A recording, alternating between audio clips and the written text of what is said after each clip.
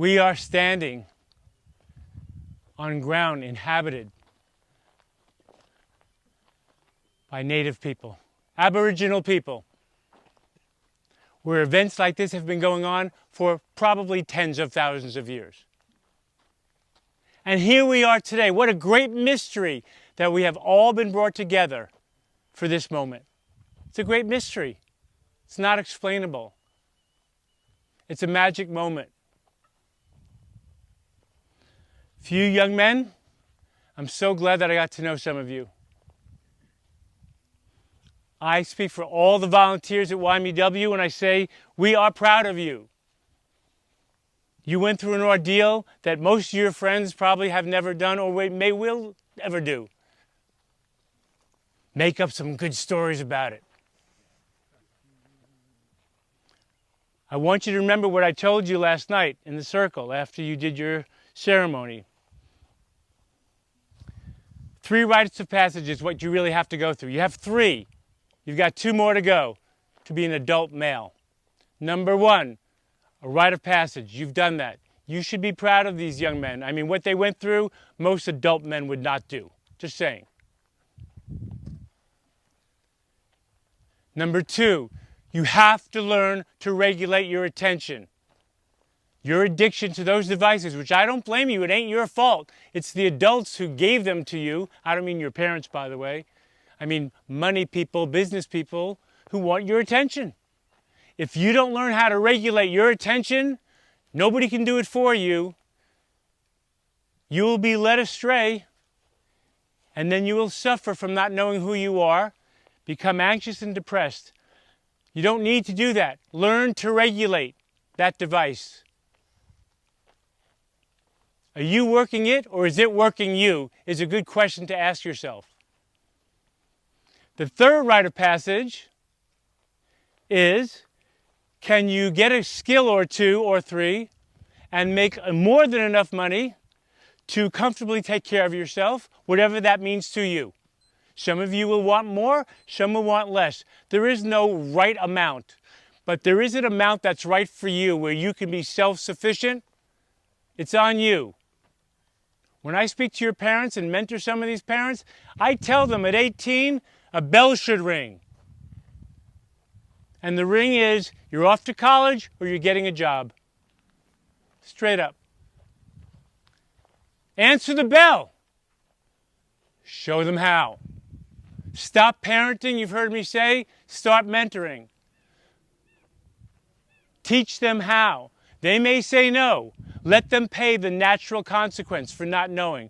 If they're going to continue to act like boys and say, F you, I don't care, I don't know, let them experience a natural consequence. And I know it's hard because you're parents and you don't want to see your sons fail. Of course not. I'm a parent. YMUW started because I was losing touch with my son. I selfishly created a rite of passage to heal our relationship, which it is. Let them experience natural consequences because it's built into the fabric of this world. Your parents didn't create consequences. It's the fabric of this world. You think something, you say something, you do something, somehow, mysteriously, it comes back to you in some way. I like the word consequence. I don't like the word punishment. Consequence. Con means with, sequence, what's the order? You are now going to be determining the order of your life. It should be less about them and more about you. Does that make any sense, for real? Does that make any sense about stop doing stuff for them and show them how? They may do it, they may not. Relax. Relax to whatever they do. They'll get it. They'll figure it out. So in a moment, I'm going to bring you young men closer to your parents. When we do this, I'm going to ask all of you to practice the virtue of respect. In our right way method of family unity, which you're all learning, R stands for respect. To hold in the highest regard. To esteem with reverence. Reverence is like a really holy word. Hold each other in the highest regard. Now, you've heard me talk about both and. Two things can be true at the same time. You can be angry with your son, you can be angry with your mom or dad, and you can respect them too. They're both true. They're both true.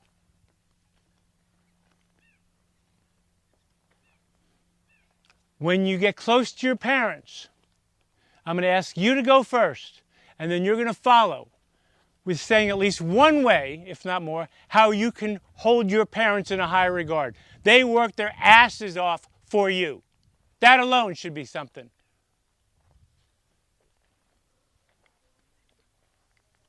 One way that you can respect them for how hard they work to get you here. And because I'm asking you to stop treating them like boys and treat them like young adults, and just do that because they've earned it. They've earned it. What they went through is an ordeal. It's meant to be challenging. Don't make it easy for them, but don't be mean or angry. Nobody wants to speak to anybody who's angry. Stay calm. Be clear. Explain what you're teaching. Oh, with these guys in this generation, you got 5 sentences the most. Get good at being clear, concise, calm, compassionate, and certain that what you're saying to your sons is true for you. You own it. You feel me on that? You got to own it. There's no more, okay, sweetie, you good? Let that go. So, young man, I'm going to ask you to come right about here where I am. Please come forward to right about here.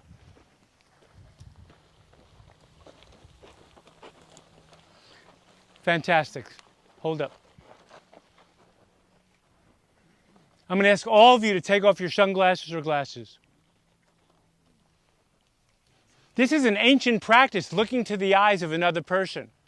Back in the day when we were more sensitive, just by looking at somebody, you could actually non-verbally convey a message. You know what I'm talking about? I want you to look at each other, and I want you to convey how you're going to respect each other non-verbally first. Does that make sense? Non-verbally first. Go ahead. Engage with eyes. Don't forget to breathe. Engage with eyes. Hold the gaze. Blinking's allowed. Hold the gaze. Send that message through your eyes, how you respect each other.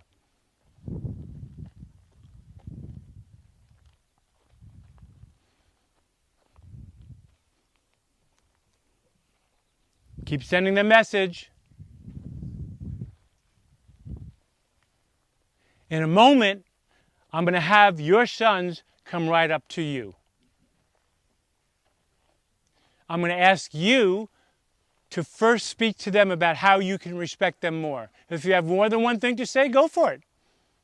But we're not having a big discussion here. When your parents are done, young men, I'm going to then ask you to then tell your parents how you can respect them more. And then when you're all done, I'm going to ask you, young men, to then turn out and everybody's facing me. Does that make sense? Okay, young men, go find your parents. And if you don't have somebody here to pick you up, stay right here next to me and we'll get somebody to be there for you. Production men, I'm going to ask you to come to right about where I am. A line right about here with a little bit of space. Not much, but a little bit. Facing young man. Good. I want you to look into each other's eyes. No glasses. You may be doing it with 2 or 3 men or young men. Send that signal. Send that message about how you respect each other while you're breathing.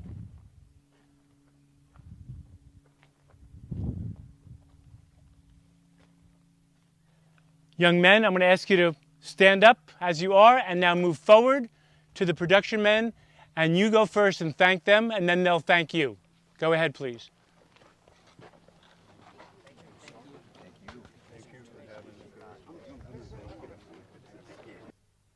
Thank you, parents, for trusting us with your sons.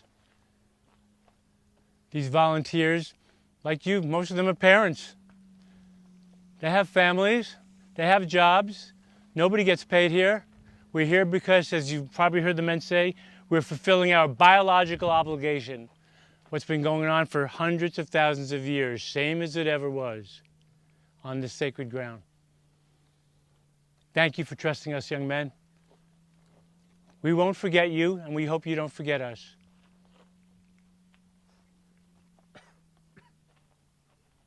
Families, the weekend is now over. Oh.